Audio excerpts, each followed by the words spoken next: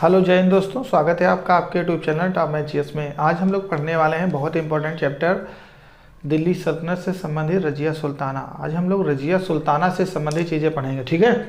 तो बिल्कुल तैयार हो जाइए, आने वाले सारे प्रश्न एग्जाम में मिलेंगे। जो भी पढ़ाया जाएगा सब एग्जाम बिल्कुल ओरिएंटल होगा, सब कुछ एग्जाम में मिलने वाला है। क्लियर? तो आप ध्यान रखिए, आज हम लोग पढ़ने वाले हैं रजिया सुल्ताना। तो थोड़ा सा रजिया सुल्ताना के बारे में हम लोग देख लेते हैं, फिर इनके बारे में डिस्कस करते हैं, ठीक है। तो रजिया सुल्ताना जो हैं ये बादशाह इल्तुतमिश की पुत्री होती हैं। थोड़ी सी कहानी को हम देख लेते हैं। कहानी ये है कि एक बार 1236 की बात है।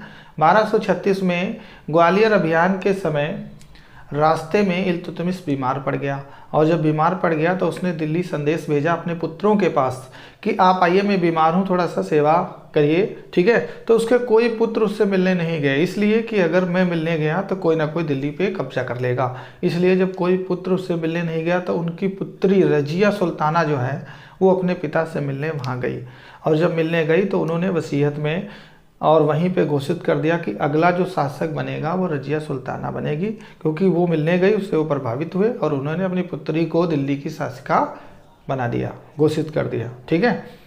उसके बाद क्या हुआ, इल्तुतमिश की 1236 में मृत्यु हो गई, और जब मृत्यु हो गई तो रजिया जब वहाँ से लौट के दिल्ली आई तो तब तक उसके भाई ने दिल्ली की गद्दी पर कब्जा कर लिया, ठीक है। जब उसके भाई ने दिल्ली की गद्दी पर कब्जा कर लिया तो इल्तुतमिश के समय अगर न्याय किसी को चाहिए होता था तो रेड कपड़े पहनकर दरबार में हाजिर होता था। तो रजिया ने अपने न्याय के लिए कि पिताजी हमें गद्दी पर बिठा गए हैं और हमारा भाई बैठ गया है जो एक अयोग्य शासक है, ठीक है।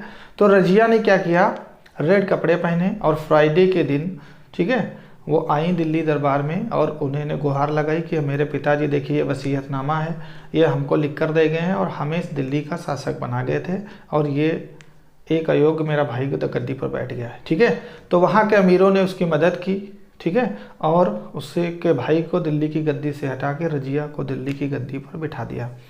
तो रजिया दिल्ली की गद्दी पर इस प्रकार बैठी और 1236 से 40 तक रजिया ने शासन किया। 1236 से 40 तक रजिया ने शासन किया। गद्दी पर बैठते ही रजिया ने कुल्हा और कबा, ठीक है, पहनना स्टार्ट कर दिया। कुल्हा मिस होता है टोपी, काबा मिस होता है कोट। कोट पहनना स्टार्ट कर दिया और अपना पुरुषों की तरह पूरी वेशभूषा इन्होंने बना ली। और जब पुरुषों की तरह इन्होंने वेशभूषा बना ली तो इनके जो घर परिवार वाले थे वो चाहते थे कि ये एक महिला के सामने हम अपना सिर कैसे झुकाएंगे और कैसे करेंगे, तो इसलिए उन लोगों ने ऐतराज़ किया, ठीक है। और बड़े मायने में देखिए, इसने अपना घोड़े का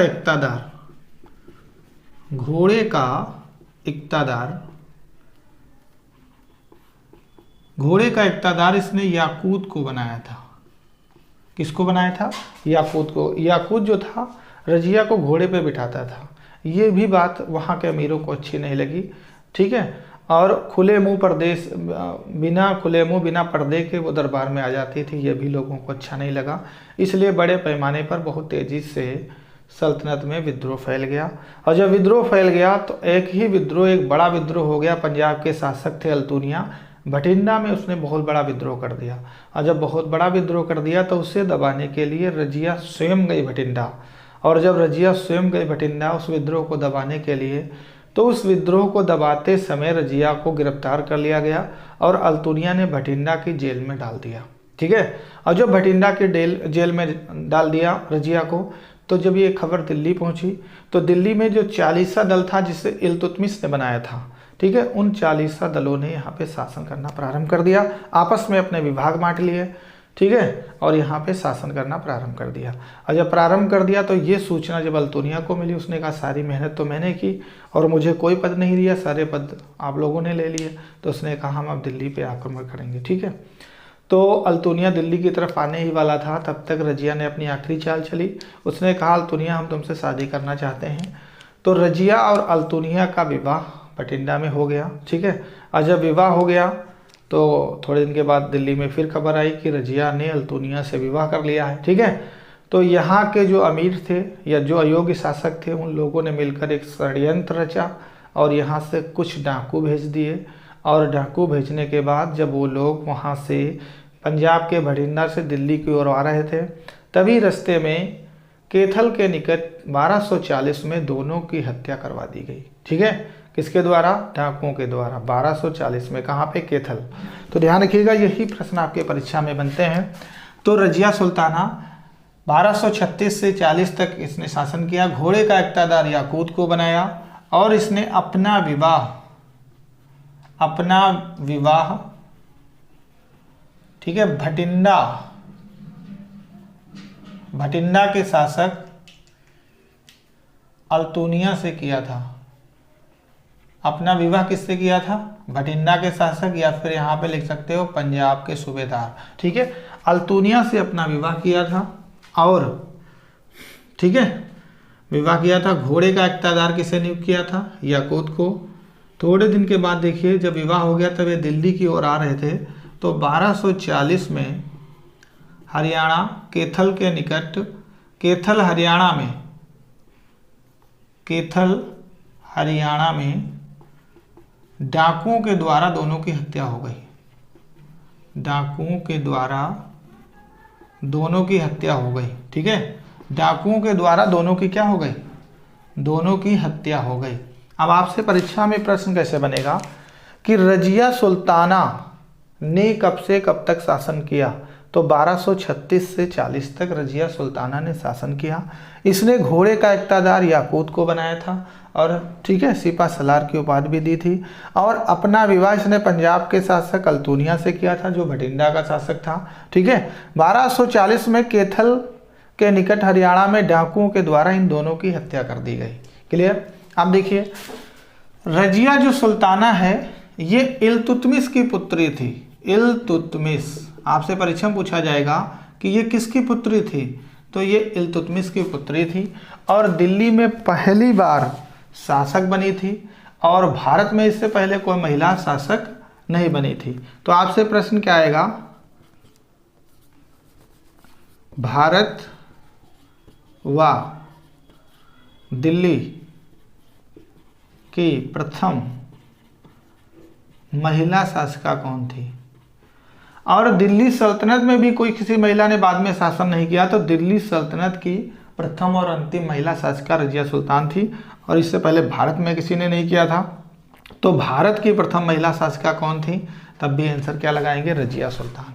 ठीक है, तो रजिया सुल्तान की 1240 में क्या हो जाती है? मृत्यु हो जाती है। क्लियर यहाँ तक? आगे देखिए, रजिया सुल्तान की जब मृत्यु हो जाती है तो दिल्ली सल्तनत में कोई योग्य शासक नहीं रहता है। वही चालीसा दल उनके पुत्रों को गद्दी पर बिठाते रहते हैं। ठीक है, और पोतों को शासन चलाते हैं 6 वर्ष तक। 6 वर्ष के बाद, उससे पहले बीच में एक जो चालीसा दल होता है उसमें एक मुख्य होता है, खासदार पद था बलबन के पास, जो इल्तुतमिश का बहुत ज़्यादा खास था, यानी मुख्य था, सबसे ज़्यादा बात बलबन की मानता था।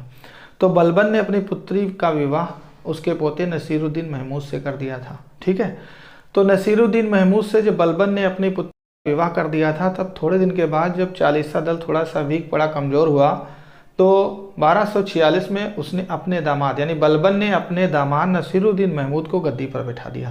तो अगला जो शासक आएगा वो आएगा नसीरुद्दीन महमूद। ठीक है, तो देखते हैं हम लोग अगला पॉइंट। अगला जो शासक है वो है नसीरुद्दीन महमूद। नसीरुद्दीन महमूद। ठीक है, अगला शासक है नसीरुद्दीन महमूद। ये 1246 में गद्दी पर बैठेगा और 1266 तक शासन करता है। ठीक है, कब तक? 1246 से 1266 तक। ठीक है, अब देखिए नसीरुद्दीन महमूद जो है ये बलबन के सहयोग से गद्दी पर बैठता है। बलबन के सहयोग से गद्दी पर बैठता है और बलबन का ये दामाद है। अब आपसे पूछा जाएगा कि नसीरुद्दीन महमूद किसका दामाद था? बलबन का।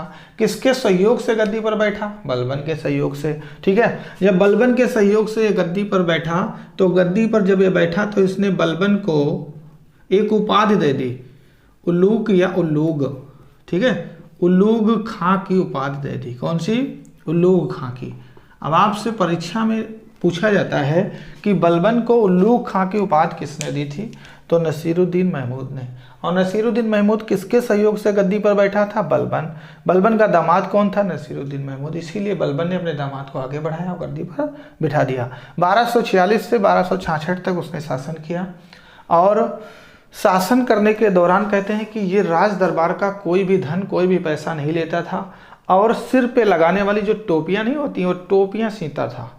उन टोपियों से जो भी धन पैसा कलेक्ट होता था उससे अपनी जीवन यापन करता था, जीविका चलाता था। ठीक है, तो अगला जो पॉइंट बनेगा वो बनेगा दिल्ली सल्तनत का वह सुल्तान जो टोपियां सीकर अपना जीवन जीता था। तो आंसर क्या होगा? नसीरुद्दीन महमूद। तो लिखेंगे यह टोपियां सीकर अपना जीवन व्यतीत करता था, अपना जीवन व्यतीत करता था। तो दिल्ली का वह सुल्तान जो टोपियां सीकर अपना जीवन व्यतीत करता था। तो आंसर आ जाएगा नसीरुद्दीन महमूद। ठीक है, अब देखिए नसीरुद्दीन महमूद 1246 से 1266 तक शासन करता है। बलबन का दामाद है। बलबन को उल्लू खां की उपाधि प्रदान करता है। टोपियां सीकर अपना जीवन व्यतीत करता है। कहते हैं 1265 में ये अचानक बीमार हो गया और इसकी मृत्यु हो गई। और जब मृत्यु हो गई तो उसके बाद गद्दी पर बैठ जाएगा स्वयं बलबन। कौन बैठेगा? स्वयं बलबन बैठ जाएगा। ठीक है, और बलबन जब गद्दी पर बैठेगा तो गद्दी पर बैठते ही वो चालीसा जो दल होता है, ग्रुप होता है, उसको क्या कर देता है? समाप्त कर देता है। तो चालीसा दल को कौन समाप्त करेगा अभी आगे? बलबन। ठीक है, तो अगली जो क्लास होगी वो हमारी होगी बलबन से संबंधित। बलबन ने अपने आप को जिले इलाही घोषित किया, लव और रक्त की नीति अपनाई। क्या होती है आगे वीडियो में हम लोग देखेंगे। ठीक है, तो अगर आप चैनल पर नए हैं तो चैनल को सब्सक्राइब करें, बेल आइकन दबाएं और अपने दोस्तों में वीडियो को शेयर भी करें। ठीक है, और चैनल को लाइक भी करें। तो आज के लिए इसमें इतना ही। जय हिंद, जय भारत।